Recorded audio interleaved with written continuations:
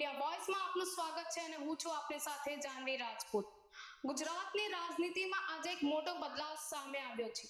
એક એવો ચહેરો જે પ્રદેશ કોંગ્રેસની કમાન અગાઉ પણ સંભાળી ચૂક્યા છે. તેઓ હવે ફરી એકવાર આ મુશ્કેલ રાજકીય માર્ગે નીકળી પડ્યા છે. આપણે વાત કરી રહ્યા છીએ અમિત ચાવડાની, જેમણે ફરીથી ગુજરાત પ્રદેશ કોંગ્રેસ સમિતિના અધ્યક્ષનો કાર્યભાર સંભાળ્યો છે. પરંતુ આ તાજ એકદમ કાંટા ભર્યો હશે.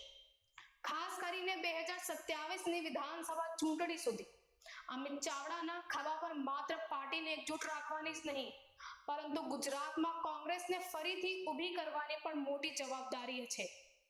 તેમના માટે આગળનો પ્રવાસ પડકારોથી ભરેલો હશે, કારણ કે 2027માં જ્યારે ફરી ચૂંટણી આવશે ત્યારે તેમના પણ જીતનું મોટું દબાણ હશે.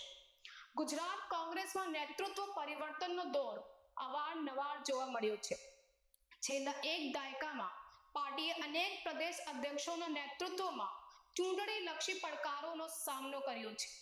આવો જાણીએ 2012થી અત્યાર સુધી ગુજરાત કોંગ્રેસના પ્રદેશ અધ્યક્ષ કોણ રહ્યા, તેમણે ક્યાં સુધી કાર્યભાર સંભાળ્યો અને તેમના કાર્યકાળમાં પાર્ટીનું ચૂંટણી પ્રદર્શન કેવું રહ્યું.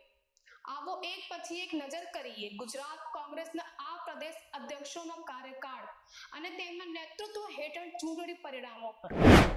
અર્જુન મોઢવાડિયા 2011થી 2015 સુધી. તેમના કાર્યકાળમાં થયેલી 2012ની વિધાનસભા ચૂંટણીમાં રાજ્યની કુલ 182 બેઠકોમાંથી 61 બેઠકો મેળવી હતી.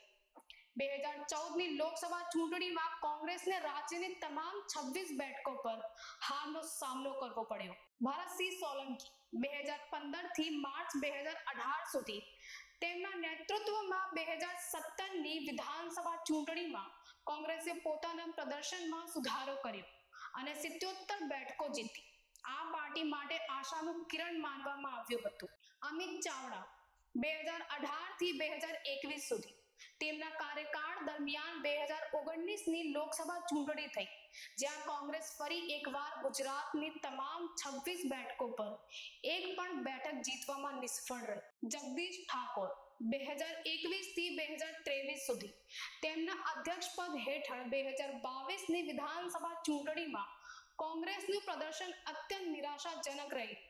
પાર્ટી માત્ર 70 બેઠકો પર સીમિત રહી, જે ગુજરાતમાં તેનું અત્યાર સુધીનું સૌથી ખરાબ પ્રદર્શન હતું. શક્તિસિંહ ગોહિલ જૂન 2023થી 23 જૂન 2025 સુધી. જગદીશ ઠાકોર પછી શક્તિસિંહ ગોહિલે જૂન 2023માં પ્રદેશ અધ્યક્ષનો કાર્યભાર સંભાળ્યો.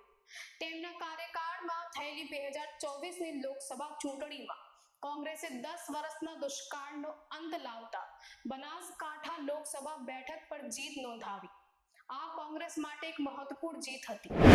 જો 23 જૂન 2025ના રોજ ગુજરાતમાં થયેલી 2 વિધાનસભા પેટા ચૂંટણીઓ કડી અને વિસાવદરમાં પાર્ટીની કારમી હાર બાદ શક્તિસિંહ ગોહિલે નૈતિક જવાબદારી સ્વીકારતા પોતાના પદ પરથી રાજીનામું સુપ્રત કર્યું. તેમણે કહ્યું કે ખરાબ ચૂંટણી પરિણામોના નૈતિક જવાબદારી સ્વીકારતા તેમણે કોંગ્રેસ અધ્યક્ષને પોતાનું રાજીનામું મોકલી આપ્યું છે. હવે વાત કરીએ આજના એક મહત્વપૂર્ણ રાજકીય ઘટનાક્રમની.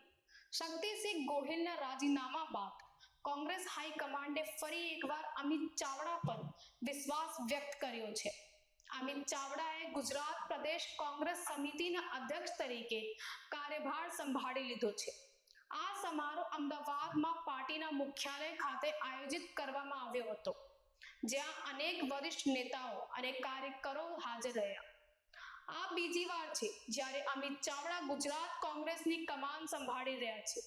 જોવાનું રહેશે કે તેમના નેતૃત્વમાં પાર્ટીના ભવિષ્ય પડકારોનો કેવી રીતે સામનો કરે છે.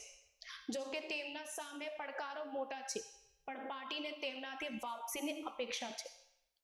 Bureau report, India voice.